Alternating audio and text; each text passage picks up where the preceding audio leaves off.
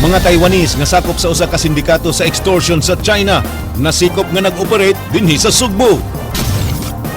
Duha ka mga sunog nahitabo sa mga dakbayan sa Mandawi ug Sugbo. Asawa ug iyang kabit nasakpan sa iyang bana sulod sa ilang balay nga walay mga sapot. State of calamity sa lalawigan sa Sugbo i-extend tungod sa nagkakusog nga El Nino. Bisan way kamot, buot makabot sa usa ka law student ang iyang ambisyon.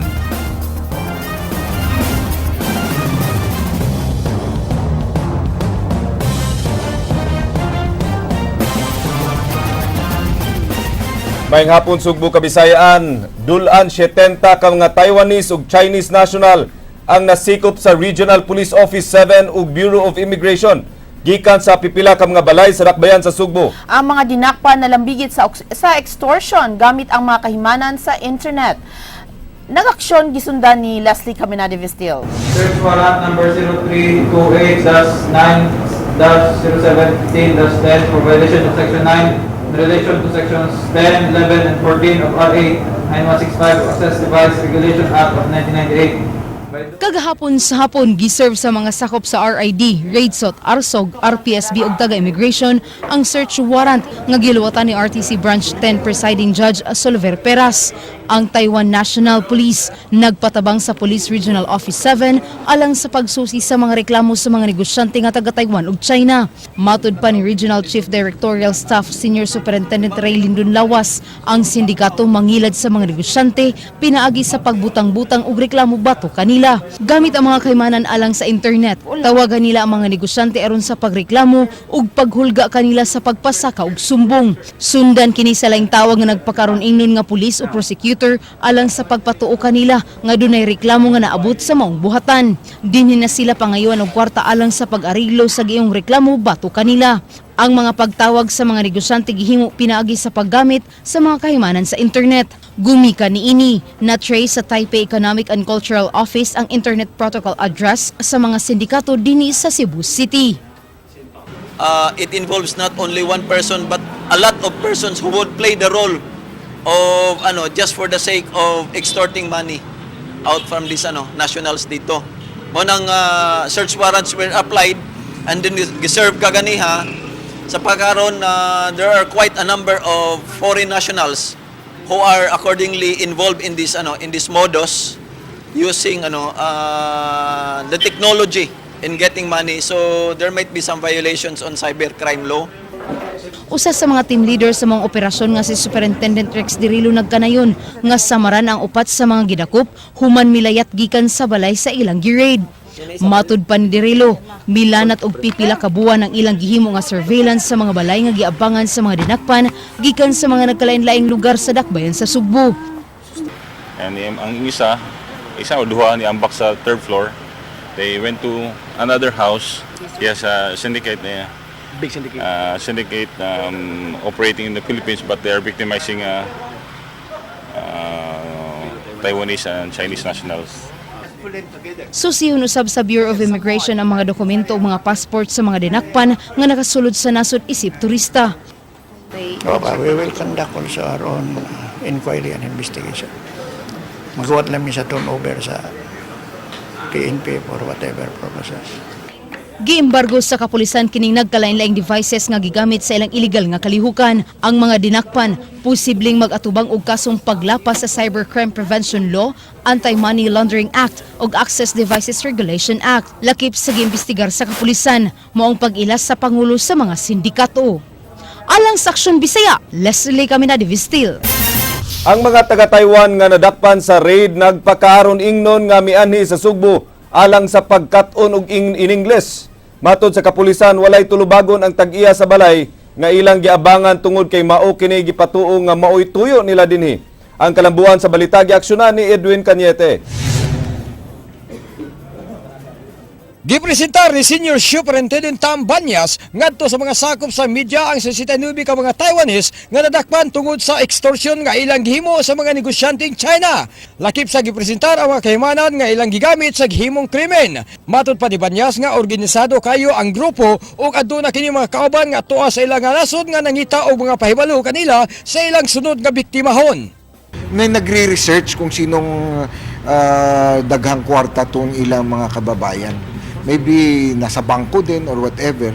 Kaya kita mo, dami naman kaayo. And then, Mato di Banyas, tuyo sila nga may operate din sa Sugbo sa pagtuo nga dili sila madakpan ug dali rang makasibat. nakita nila siguro na kaya nila magtago ba. Kay if you remember about 2 years ago, naaman ni operation sila. Ang similar operation na kuha somewhere in Region 4, I think Laguna or Cavite area. Giklaro ni Banyas nga walay tulubagon ang tag-iya sa panimay nga ilang giabangan. Lain nga tao ang miatubang sa tag-iya sa mga panimay nga ilang giabangan sa mga taga-Taiwan kinsa nagpakaroon ingnon nga magtuon og in English. Naman nila alam yung intent kasi may mga based on the report, initial report namin, may mga nag-front na magre-rent, nagagamit na mga na pamilya o kaya mga tourist daw na gusto mag-aral ng English, mga ganong usual na drama. Alang sa Aksyon Bisaya, Ed Cañete.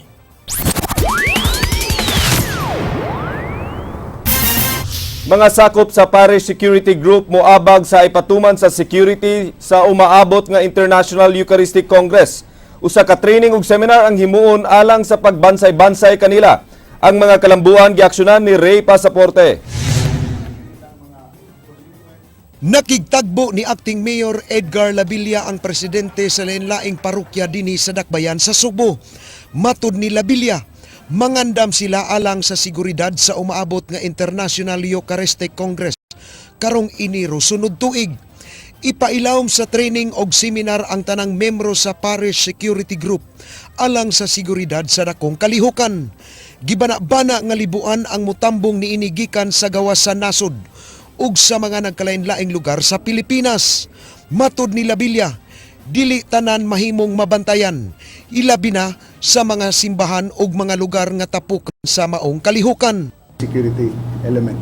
Ato silang trainon, kanang gitawag og simbako lang na i-crime mahitabo, preservation of the crime scene, may naasay warrantless arrest nga kung naa sila makitaan ng mga salaod, mga nahitabo diha na pwede silang mo pugong mo dako during the commission of the crime. That's what Lakip sa itudlo sa training og seminar ang intelligence gathering.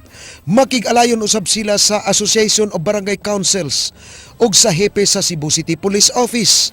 Hangyoon ni Labilla ang National Bureau of Investigation. Maoy mo pahigayon sa seminar. nunay si Judge Manardo Paredes may atong palikturon on warrantless arrest.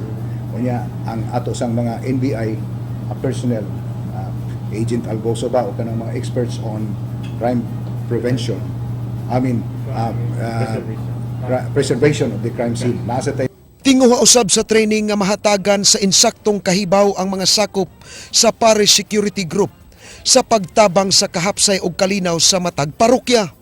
Paningkamutan ni Labilla nga masugdan ang training og seminar sa hinapo sa simana karong buwana. kay kini silang mga parish security group, they are more familiar with the constituents, with the parishioners in a particular barangay. Pamilya na sila kinsay musulod sa mga simbahan. So sa mga higayon nga na mga bagong mga naong, ulo dili na suspect, pero at least nakaila sila nga kanang mga tawhan na dili na diha. So there is more an opportunity for them to somehow monitor the movements of these people. Alang sa Aksyon Bisaya, Ray Pasaporte. Kapitolyo mo extend sa pagdeklarar sa lalawigan sa Sugbo ubos sa state of calamity. Ang mga balita giaksyonan ni Jinky Rosit. Way pagsupak si Gobernador Junjun Davide sa sugyot nga pag-extend sa pagdeklarar sa lalawigan sa Sugbo ubos sa state of calamity tungod sa nagkakusog nga El Nino nga nasinati sa nasod. Matud sa gobernador, ang paghatag og extension makatugot sa paggawas og dugang hinabang sa mga maapektuhan sa huwaw. Sumala sa pag-asa, mula na't pahangtod sunod tuig ang masinati nga strong El Nino. Next week tingali or maybe before around this month everybody's aware already, so di man, it's not really something dali-dali o na to dali naman kailangan may pagdeklarar na.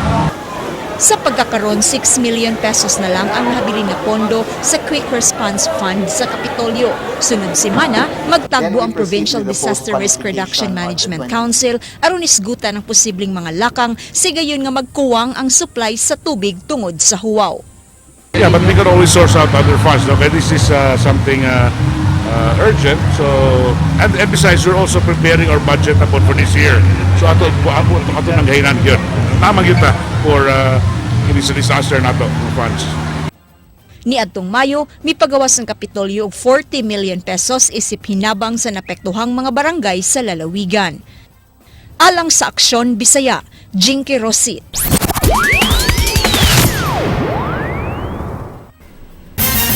Wala mahimong babag sa usa ka estudyante sa law school ang iyang physical disability.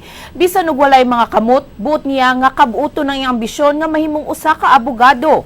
Ang istorya nga angay ka paningmanan giaksyonan ni Andrea Patania. Bisan ugwa siya'y mga kamot, gikuptan gihapon niini iyang ambisyon nga mahimong usa ka abogado. Kini ang 29 anyos nga si Anthony Edward Bendanillo umas nailhan sa pangan nga Tonton. Una siyang nailhan sa News 5 ni adtong nagtuon pa siyag political science ug karon anaa na siya sa ikatulong tuig sa law school. Kay numduman nga 12 anyos pa lang si Tonton dihang naputol ang duha ka bukton human na kuryentehan. Daw nahugno ang iyang kalibutan kay nagtuo siyang daghan na siyag butang nga di mabuhat. Apan gihagit niini iyang kaugalingon ug nagpractice kung unsaon ang mga inadlaw-adlaw nga buhat gamit iyang ba ug nahabiling bahin sa wala nga bukton. Human ang pipila ka tuig na master rasab kini niya. Gikan Leyte, ni biyahe siya padung Cebu aron mo eskwela. Dinhi na siya nagpuyo sa usa ka boarding house kauban ang iyang igsuon. Matag adlaw, mubangon siya aron mangandam sa klase. Siya ra usang mag-ilis ug moayo sa iyang mga butang. Kung andam na, mulakaw dayon siya padung sa Southwestern University, bitbit iyang libro. Ba lang ang iyang gamit sa pagsuwat ug i-record resab niya ang discussion sa teacher sa iyang cellphone. Mato ni Tonton, kung makapasa siya sa bar exam, sa public attorney's office siya mutrabaho. Unahan ko makatabang ko sa mga tao nga nanginahanglan o kato mga not just kanang ordinary help but especially sa legal area na labi na kato mga pobre nga naglisod din tayo nag-follow lawyer. Mato ni Tonton, di rason ang kakulian sa panglawas aron muundang sa pagpaningkamot ug matagbawra sa kaluoy ug tabang sa ubang tao. Kinahanglan kuno nilang tabangan ilang kaugalingon ug mahimong independent aron di sayon-sayonon sa uban. Matud pa, di gyud malikayan ang mga insulto apan kahibaw na siya kun unsaon pagdawat sa mga niini. I take it in a positive way man. Like ako na lang niya. Bahala mo. What can you say? Okay lang. Abot ang panahon. You can see me in the future. Tungod sa determinasyon ni Tonton, nahimo na siyang inspirasyon sa iyang mga classmates ug teachers.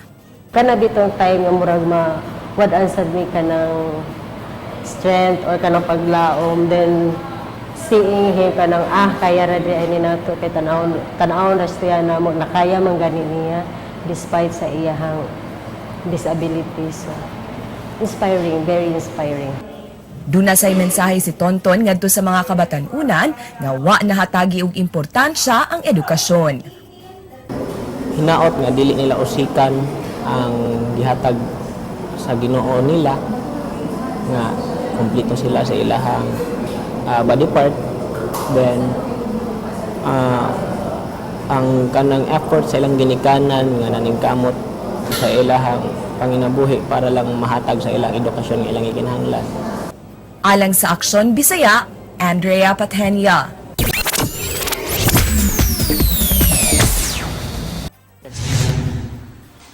Usa sa labing dakong dance event gikan sa Manila gidala dinhi sa Sugbo aron masinati sa mga Sugboanon ang labing ulahing dance beats gikan sa mga nagunang sikat nga DJs sa kauluhan.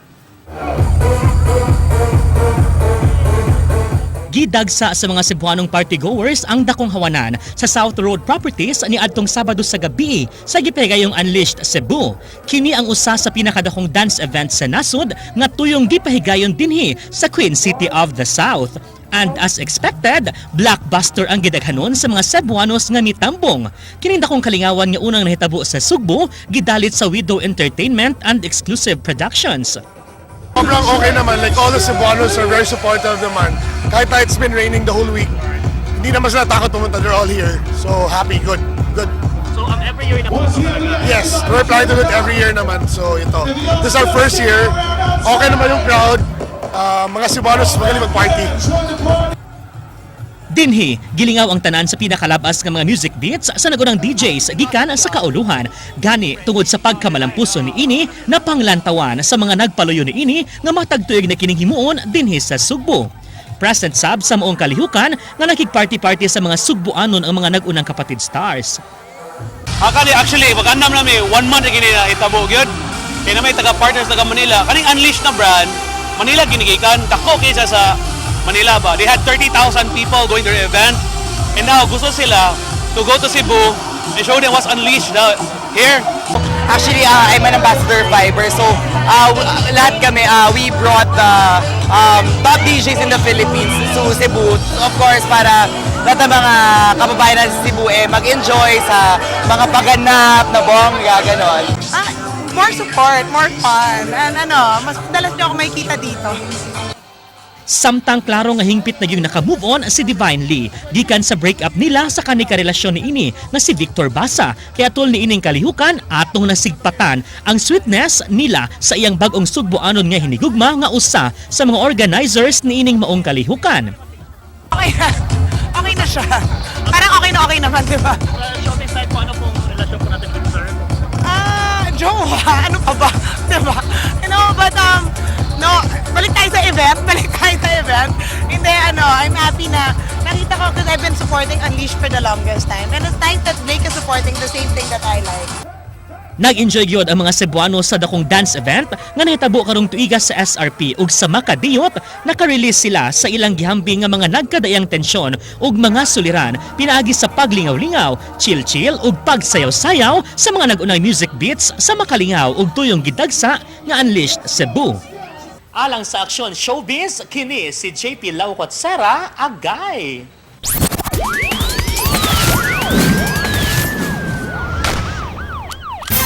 Tulo ka mga armadong tao na sikop sa kapulisan sa Bukirang Barangay sa Sugbo. Ang aksyon gisundan ni Edwin Cañete. Tulo ka tao ang nadakpan sa mga sakop sa Criminal Intelligence and Detection Group CIDG-7 dito sa Barangay Cantipla tungod sa pagdala og armas. Ang tulo ka tao nga nadakpan nga naglakip sa amahan ug anak nga sila si Rini Boy Gabito Sr. o Rini Boy Gabito Jr. Apila niini si Leonardo Lumokso, 78 anyos nga taga Gaas, Balamban, Cebu ug mipakita pa siyang IDs nga sakop siya sa Domestic Intelligence Force sa Campo Crame. Ang iyang mga sakop igo lang mitubag sa alarma nga adunay mga tao nga nagdala og armas. Ilang naatlan ang tulo ka suspitsado nga nagsakay sa motorsiklo. Sa isang information na armed men, the presence of armed men doon sa area na yun.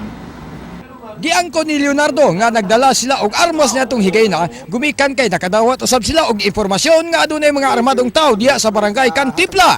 Wala nila dama nga nag-abot sila sa kapulisan. Naisumbong dito na mo na napoy kadalag armadong tao dito sa Cantipla. Mutong na ato insakto po na niabot ni sila. Wa bi maka nakawagawa mako pag sinabot ba mo nakayo sa kisay tuyo ini. Di ba? Nahamor pang nakamba mo na ako ikasulti. Ipaubo sa ballistic examination ang duha ka kalibre 45 nga pistola ug usa-usab ka submachine gun alang sa pagsusi kung naggamit pa kini sa krimen sa mga lugar sa Balamban ug Toledo. We subjected for ballistics and checking doon sa firearms information system natin sa Crame. Alang sa Aksyon Bisaya, Ed Cañete. Duha ka sunog nga itabo sa mga dakbayan sa Mandawi ug Sugbo. Usa ka balay ug bake shop ang nangasunog. Ang aksyon gisundan ni Ryan Sorote. Alas 9:40 na alarma ang sunog sa Barangay Ibabaw, Dakbayan sa Mandawi kagabi. Naog daw ang balay sa retiradong supervisor sa Bureau of Food and Drugs na si Lily Cortez. Ang nabiyaan nga takuri nga gitak ang nilili mo hinungdan sa pagkasunog nga nagsugod sa ilang kusina. Nakatug si Lily samtang naghuwat sa iyang giinit nga tubig. Nakontrolar sa bombero ang sunog alas 10:10 ug wa makatapon sa laing balay tungod sa firewall. ko sa itong sunog. Ready na ko pagkuan kay maghuwat naman akong mainit to. Muy akong gamiton. Kay SOP sila ako. I have to clean myself. Ya, nakatapang sa nato ang kani na firewall. O na may firewall ang kanin tapan mo ko gyud siya gagawin. Wasab nakapangabli ang Jewel's Bake Shop sa Skinny F. Haka o Gabuya Street sa Barangay Cogon Pardo. Human gi alarma sa sunog pasado alas 4 ganyang kadlawon. Nabian sa panadero nga si Windel ang oven sa bake shop og misilaob. Nakadagan sa gawas sa bake shop si Windel og daling nakapangayog tabang sa Pardo Fire Station. Wa makadako ang kayo apan nga basa ang mga gamit og mga gimasa nga harina. Nagtuo ang kabumbiruhan nga nakatagpilaw ang panadero samtang nagluto kinig pan. Gawas na ko diha, wala man ang oven na pati ko sugay. Ingon sa kong kauban, pag-ana ko niya ang kayo, nibugwa ko nung matong gawas at siya. Alang sa Aksyon Bisaya, Ryan Sorote.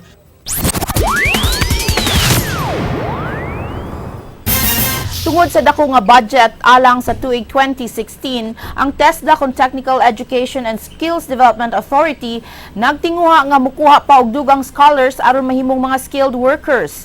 Gibana dulan 300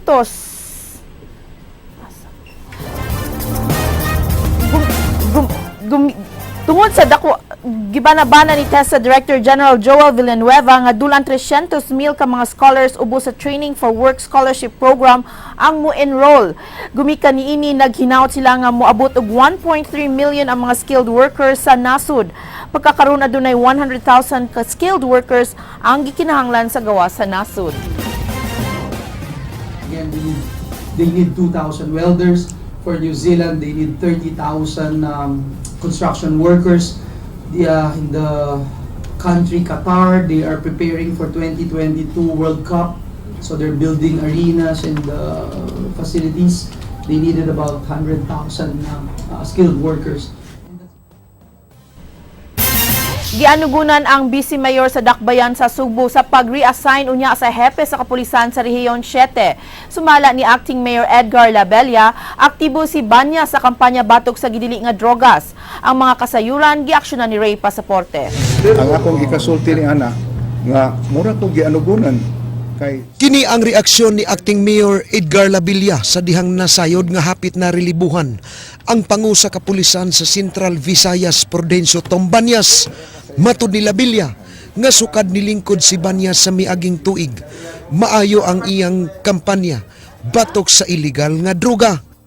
dinhi sa insofar as the city is concerned, ang ato dinhing performance atong gi-evaluate nga sud sa unom ka buwan equivalent sa tulo ka tuig nga performance sa nangaging mga ignuntalang nangaging mga so anugon kung si General Banyas para kanako Apan nakasabot si Labilla sa pagrelibo kang Banyas, sanglit pagbuot man kini sa Kampo Krami. Nang hinaot ang Vice Mayor, nga lugwayan paunta og laing mga buwan ang pagdumala ni Banyas sa kapulisan sa riyon gumikan sa maayong performance niini. Wala sila'y gahom sa pagpugong sa reassignment ni Banyas, apan ilang hangyoon si Mayor Michael Rama, nga papugnan kini kun mahimo. Of course, maghangyo lang kita nga ipadayon ang no-nonsense approach in the fight against illegal drugs. Mahimo ba palabuan pa ang nabuhat ni General Banyas. Nasagmuyo si Labilla nga atol sa katapusang State of the Nation address konsuna ni Presidente Noynoy Aquino. Wala mais guti og nataligaman niini ang problema sa drogas ug ang pagpakigbatok sa kriminalidad nga nahitabo sa nasod. Alang sa Aksyon Bisaya, Ray Pasaporte. Wa mabalaka si Cebu Governor Junjun Davide nga basin og di mahinayon ang pagmugna sa ikapitong distrito sa Sugbo bisan natapos na ang deadline sa COMELEC paggahin og dugang congressional seats. Niadtong Agosto 31 ra ang deadline alang niini. Hantud karon wala pa mapirmahin ni Presidente Ninoy Aquino ang balaudnon nga nagtukod sa 7th District. Apan matud sa COMELEC kung mapirmahan sa presidente ang balaudnon, mamahimo pa gihapon nga maka-file og petition ang mga interesadong kandidato alang sa pag-amendar sa resolution sa COMELEC hilabi na nga wala pa nagsugod ang filing sa Certificate of Candidacy. Will be given a copy of that and they will make the corresponding amendments in a resolution. to accommodate that to allocate a seat for that district. So I don't see any complication there.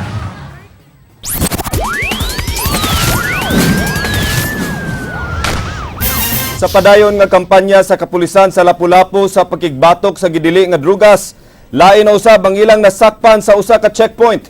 Gisusi sa kapulisan kung diin gikan ang mga supply sa shabu nga miabot sa ilang lugar. Ang aksyon na sundan ni Ryan Sorote.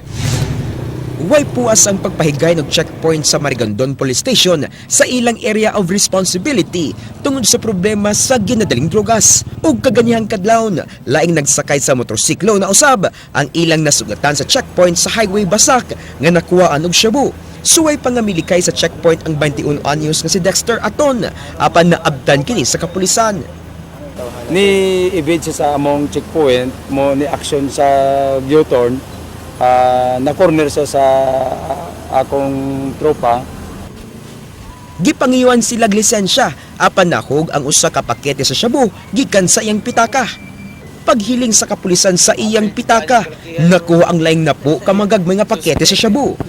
Unang giangko ni Dexter nga gisugo siya sa iyang ig-agaw nga si Ramil Intong pagpalit og shabu apan iya kining gibakwi og mipasangil nga ira kini nga konsumo. Sulti dalang gud. Para daw to konsumo ra ako. Ay, ay gawagod. Konsumo. Matod sa dinakpan, paingon na siya muuli sa may Mar Beach sa Barangay Marigondon, gikan nangumpra og shabu sa dakbayan sa Sugbo. Susihon pa sa kapulisan kung tinuod ang pangangkon sa dinakpan nga gikan sa dakbayan sa Sugbo ang shabu og dili ra gikan sa dakbayan sa Lapu-Lapu. Notado na ang dapit nga agianan sa mga mamalit og mamaligya og shabu, hinungdan nga kanunay nag-checkpoint ang pulis sa Marigondon. Kini ang ikaupat nga higayon sa nakalabay nga mga semana nga dunay nakuha og shabu sa maong lugar.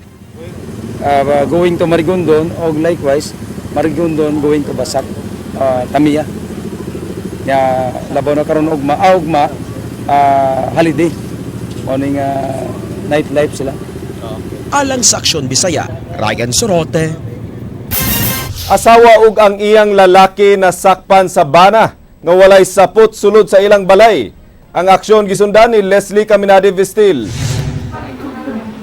Human sa lawas nung kalipay, sa prisuhan paingon ang asawa og kabit ni ini human masakpi sa bana kagabi. Nakadawat og text ang bana gikan siyang asawa nga nagkaynayon nga mas lami ang ikaduha nga maoy nakapaaghat sa bana nga magpatabang sa kapulisan.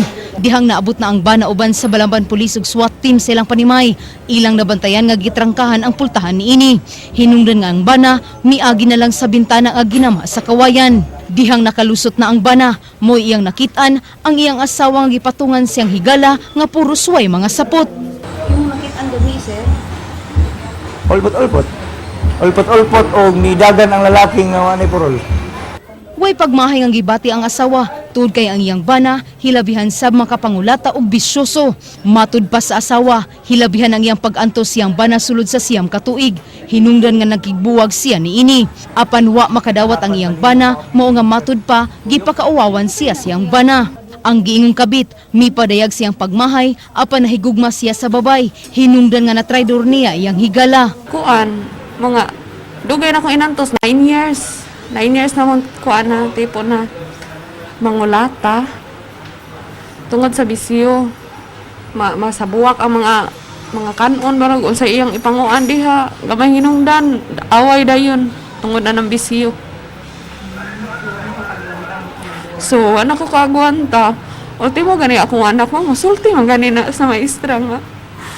Si mama, gikulota ni papa. Nasa gugma. Ha? May gugma. Tinagyan na gigla ka gugma na to. Nanay, mamay.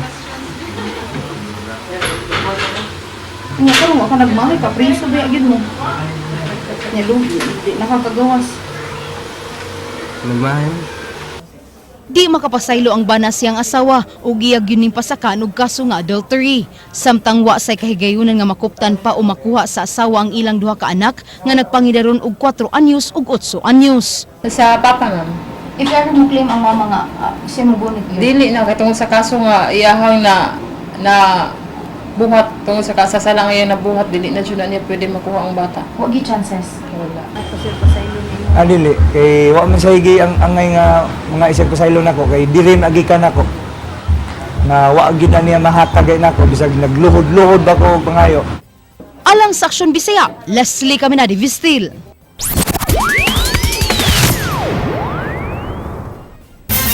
Himuon sa dakbayan sa Sugbo ang pagtuon alang sa pagpameno sa traffic gikan sa SM City hangtod sa may JY Square sa dakbayan sa Sugbo. Usa sa posibleng mahitabo mao ang pagdili sa pipila ka mga rota sa PUJ sa mga dalan. Ang mga kasayuran giaksyonan ni Ray Pasaporte. Human gilibkas ang rerouting sa PUJ nga napiktuhan sa ceremonial route sa IPIC sa dalan Pope John Paul II. Paingon sa Salinas Drive o Veterans Drive, nagmapasalamaton ang mga pasahero niini. Karon giplanuhan sa Cebu City Transportation Office nga himuong permanente nga di na kinipaagian og PUJ aron muluag ang traffic. Ug bisan kung gilibkas ang rerouting, ipadayon sa CCTO ang pagbutang sa traffic personnel ug pulis aron muminos ang pagpabadlong nga mga drivers sa PUJ. Ang mga enforcers kung naalang yun sa daan makita diha uban sa pulis, lahi ra gyud kayo ang epekto. Nagplano ang CCTO nga ipatuman ang experimental scheme apan matud ni Gialon. Gikinahanglan pa usab ang dugang pagtuon aron ila kining paaprubahan sa traffic board. Ugma sa hapon, magmeeting ang board alang sa pagtuki niini nga tambungan ni Executive Secretary Rene Almendras. Ang final say ani ang board gyud nga mo pagawas og resolution kung ipermanente ba o itemporaryo pa lang ba ang maong paagi diha sa Wanuna. Dili pa niya mabana-bana kung kanus ay ipatuman ang experimental rerouting alang sa pagtino kung unsa ang angay nga ipatuman nga traffic scheme. Alang sa Aksyon Bisaya, Ray Pasaporte.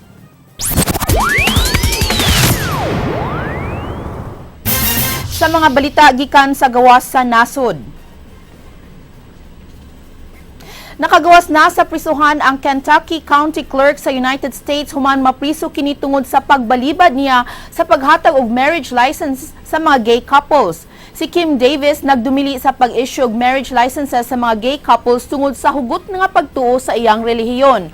Ang abogado ni Davis mipadayag nga magpadayon si Kim nga magdumili sa paghatag og marriage license alang sa same-sex marriage. Ang mga Christian supporters ni Davis nagrally gawa sa Carter Detention Center dihang gipapriso siya sa korte. Sumala sa korte, kung magdumili gihapon si Davis sa pag-issue og marriage license sa mga same-sex couples, magatubang na siya og silot. Aeroplano sa British Airways nasunog dihang paingon na kini mo take off sa Las Vegas Airport. Ang Boeing 777 paingon na unta sa London dihang kalit nga ni asos ug ni ulbo ang kayo sa left engine niini. Naluwas ang 159 ka pasahero ug 13 ka mga crew apan adunay duha ka pasahero ang nakaangkon og minor injuries. Daling natabang sa mga bombero ang eroplano ug wala makadako ang kayo. Gisusi pa sa mga tinugyanan kung unsay hinungdan sa pagkasunog sa makina sa eroplano. Gipadayag ni Pope Francis nga himong sayon og dali pagkuha ang annulment of marriage sa mga sakop sa simbahang Katoliko. Matud sa Santo Papa, angayan nga madali ang proseso og libre ang annulment gawas sa gamay nga bayranan sa administrative fee. Sumala sa bagong pamaagi, kinahanglang matapos ang annulment process sulod lamang sa 45 days. Gipatangtamsag ang requirement nga nag-require sa permit sa local bishop ug ang mga kondisyon nga gi-require sa una. Gi-reaffirm hinuon sa Santo Papa ang doktrina sa simbahan nga indissolubility of marriage ug giklaro sa Vatican sila mo promote og mitugot sa divorce.